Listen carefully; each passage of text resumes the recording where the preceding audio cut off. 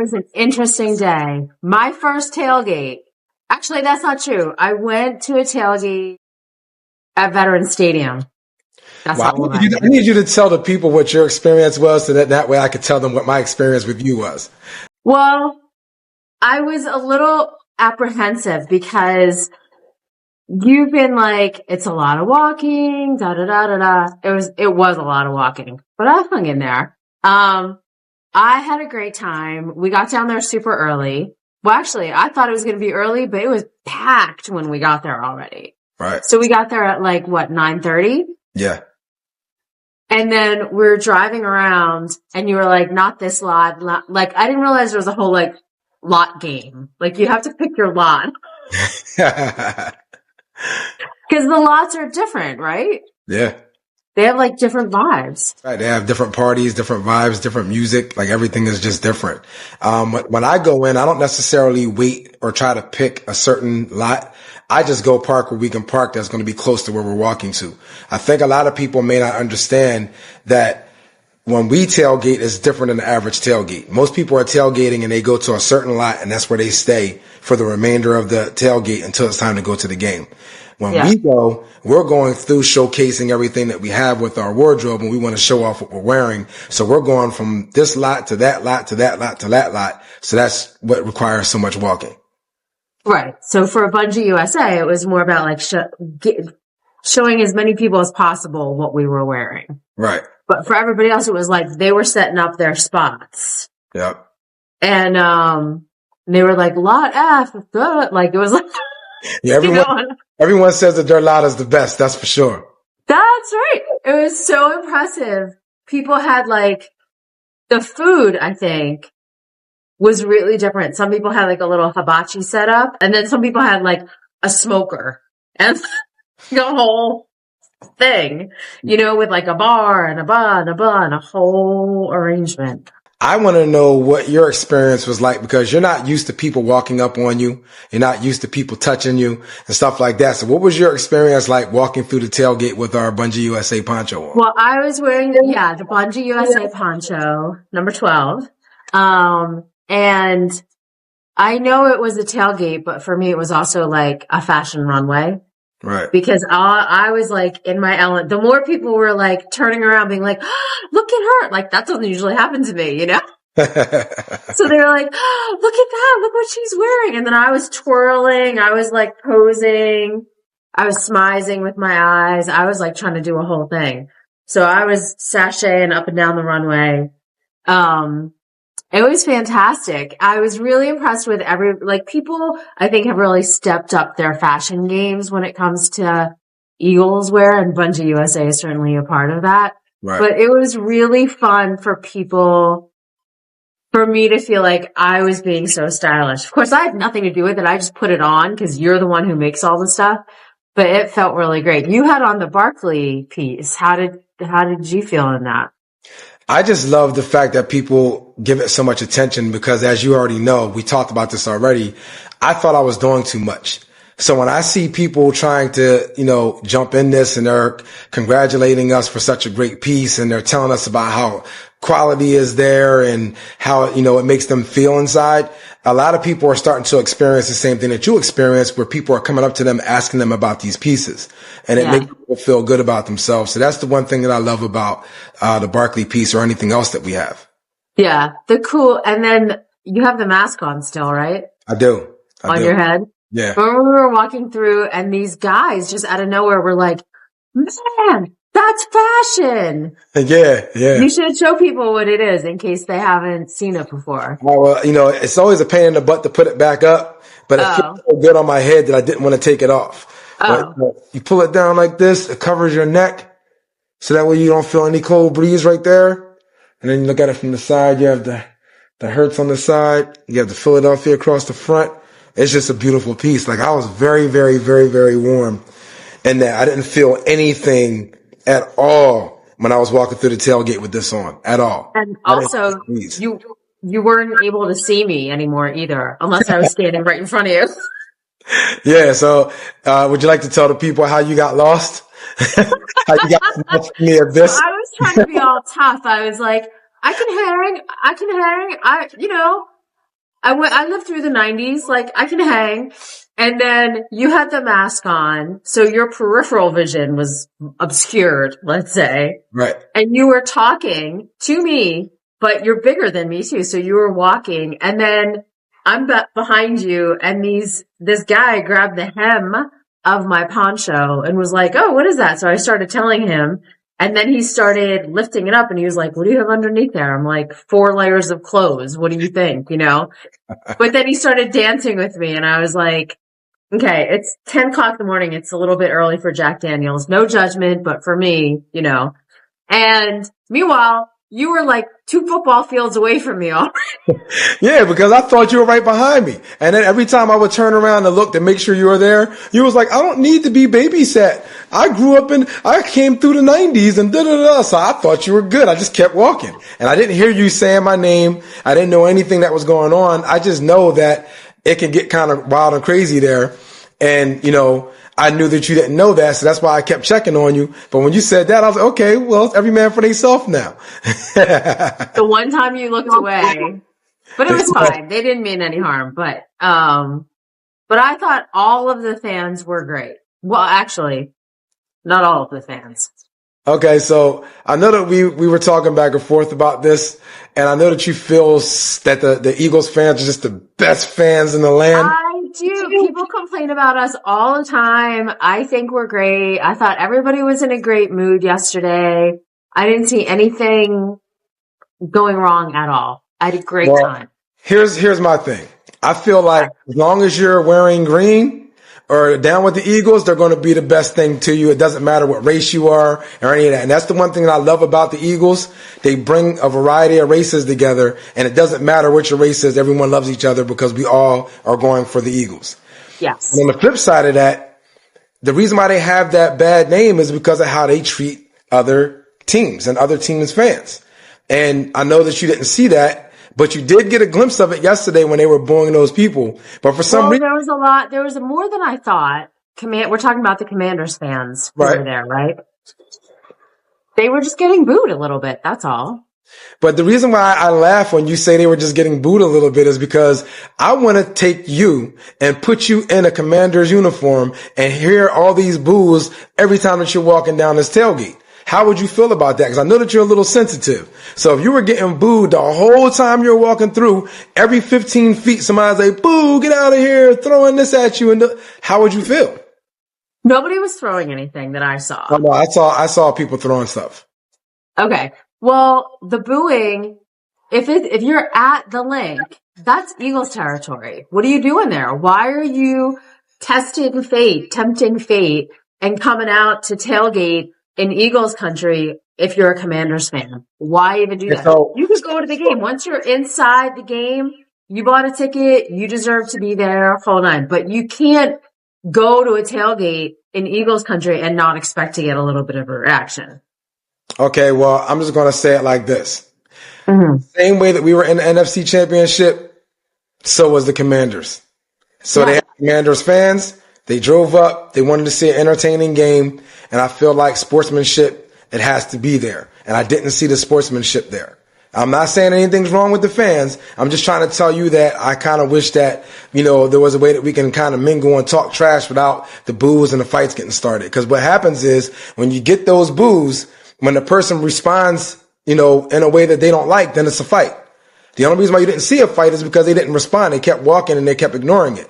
And you're saying, like, why come to the tailgate? They have the right to tailgate too. It's not just the Eagles tailgate. It's both teams are tailgating.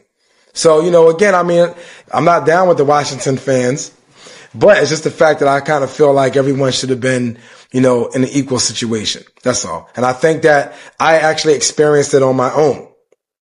I thought it was good-natured booing. I didn't think that was, and we didn't hear any reports of anybody getting attacked. I know that in the past there have been these situations where fans of an opposite team, not just in Philadelphia, get attacked. That's terrible. There should never be that violence at all. But I think a little good-natured booing is not a big deal. You gotta be tougher than that. Would you like to explain why these particular fans almost got beat up by me last week? Because I was definitely about to put a fist in someone's face about a week ago. Yeah, really. We didn't see any fights except the one you almost started. Oh, I almost started it. You were gonna finish it. You were gonna finish Yeah, I was about it. to say, I was walking by, they started heckling me. And then on top of that, you go over there and you're smoozing with them. You're over there having a conversation and all that. So wait, we should tell the story from the beginning. So this was last week. I was not with you. And you had on, what, the poncho? I had on a poncho and I had on a face mask. And I was walking. The face mask you have on now. Yeah. Yeah, I was walking past and this guy says, "What the hell do you have on?" And I just gave him the thumbs up because I could already tell that it was going to be some BS. So I gave him the thumbs up, go Eagles. I kept walking. So then I get over to where I was going, which was only maybe like a few cars down.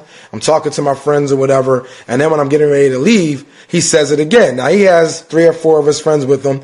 "What the hell are you wearing? Blah, blah, blah." And I was like, "Listen, man, you're getting out of control. Just calm down." "No, I'm just trying to say you look like a glory hole." And then I ended up saying what I said, and I invited him out of the little tent to see if he wanted to fight, and he didn't want to go any further than that. So that was the week before last. So there was one of you and 4 of them? Yeah, and I was going to do it. I was going to handle my business.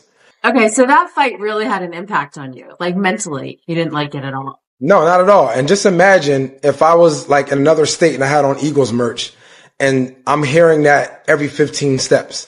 If I spazzed out just off of him doing it one time, or twice actually, imagine how these other fans feel when they come there and these same type of people are heckling them. That's the only reason why I kind of feel like, sometimes we need to calm down. I know that the alcohol and all that stuff gets to us, but it's like, let's go out there and argue with the game. Like, let the players play, and that's it. Yeah. We don't need to do all the extra stuff because it can turn into a lot of bad things. You're right. But this time I was with you. I had your back. I was ready to jump in. You had my back by going over there and smoozing with them and sitting there doing your little twists and turns in the poncho. They really liked it. I was trying to bait them. They called me over. The one guy you said he was not there the last week. And he was like, "Hey, da-da-da-da." So I went over. You stood back a little bit. I didn't say that he wasn't there the last week. That guy that you're talking to, he was there, but he wasn't the one that was heckling me. He was the one that was in the back. The guy that was heckling me was the guy that was sitting in the first chair that was there. Oh.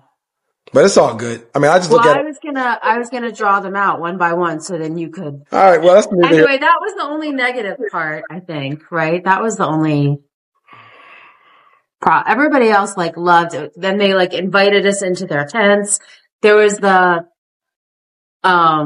people who were really nice who bought the Barkley jerseys. They were amazing. It seemed like every tent that we went to, they were trying to get me drunk.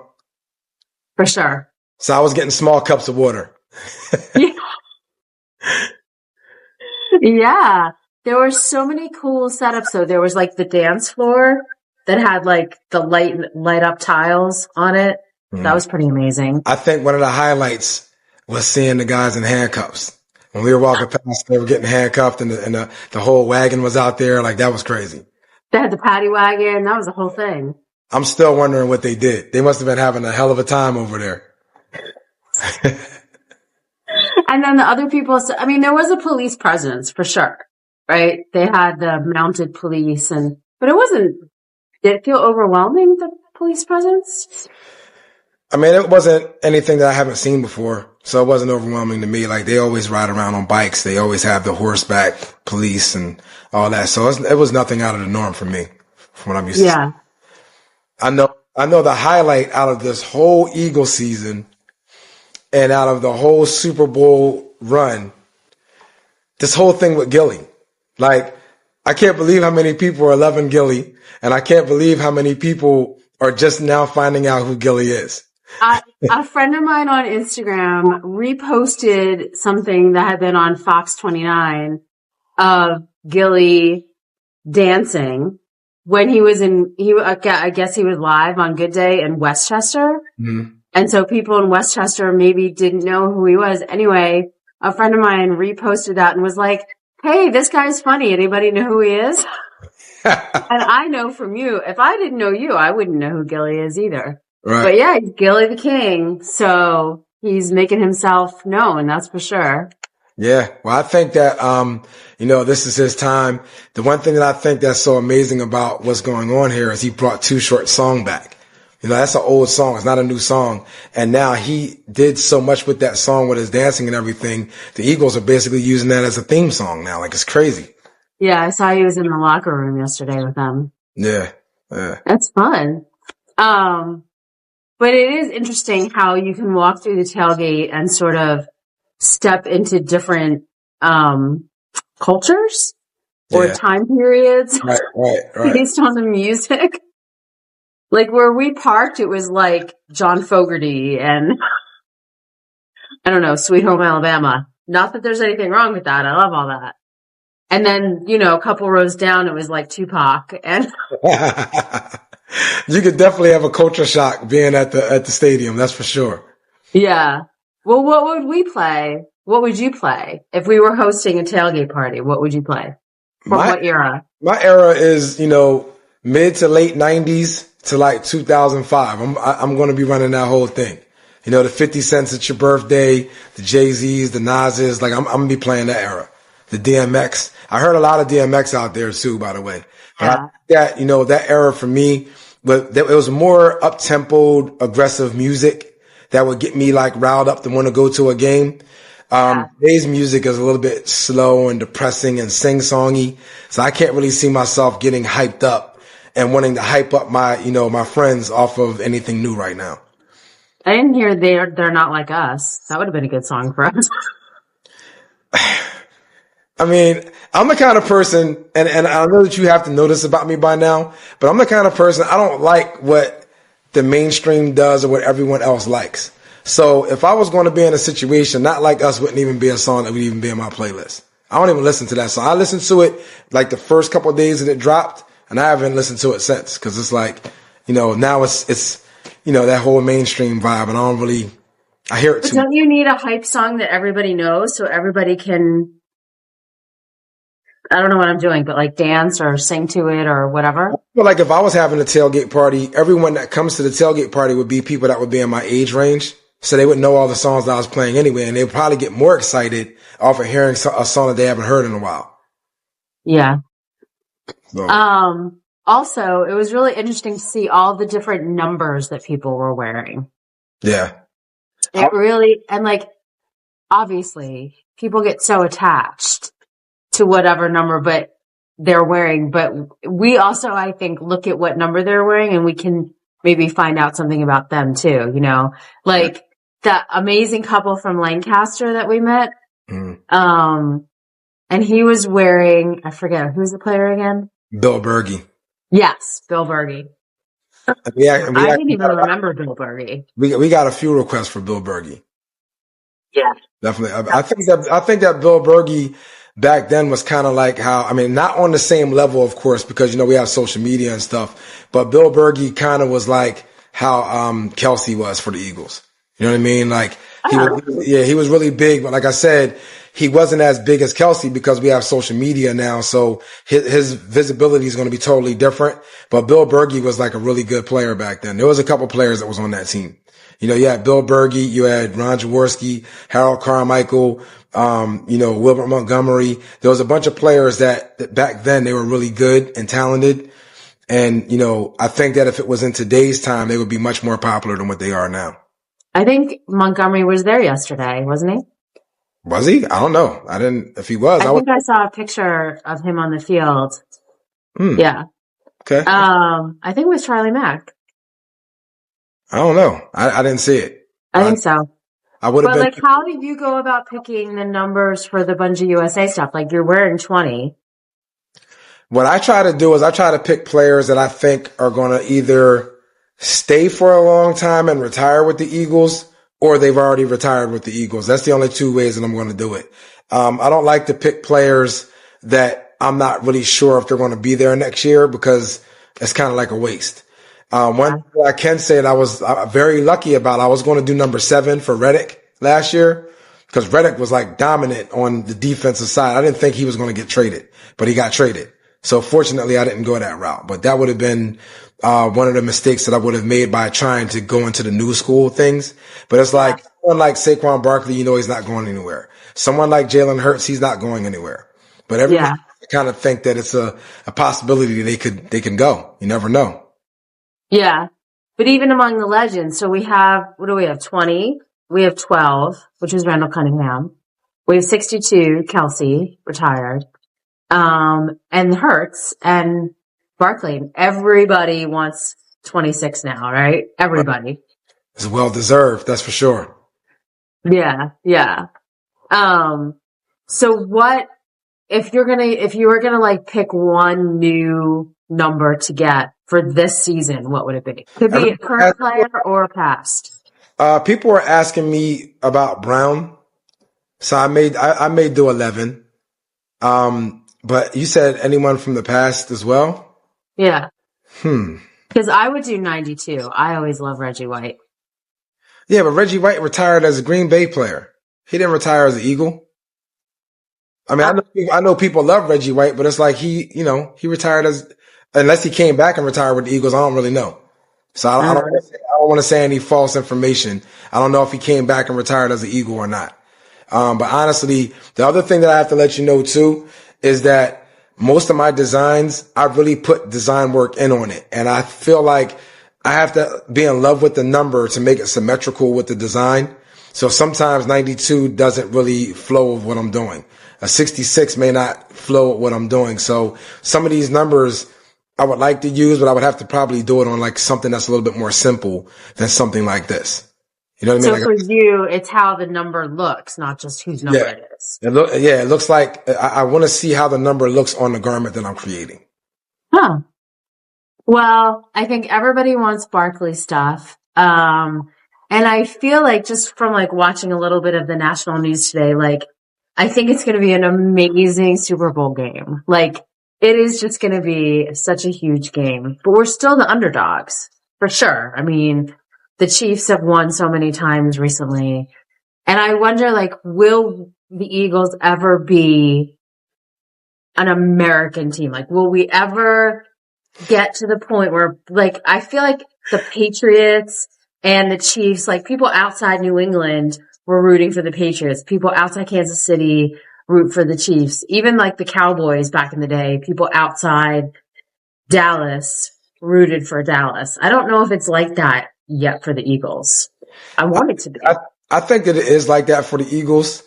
Because, as we know, we ship merchandise out to people all over the world. Like, it's not just a Philadelphia thing. That's true. Or, a Delaware Valley type thing. It's not that. And then I also feel like the main thing that's going to be able to get you to that American team level is by winning. And the Eagles are starting to win a lot. So now there's going to be that little kid that's out there that may be in Memphis, Tennessee somewhere that loves Saquon Barkley because Saquon Barkley is the best running back in the league. Now you have an Eagles fan in Memphis. So it's like, I just kind of feel like that's how it works. You have to keep winning. The more that you win, the more people are going to love you. But plenty of people root for their teams even when their teams are losing. I mean, that's a fact. I mean, that has nothing to do with you gaining new fans though.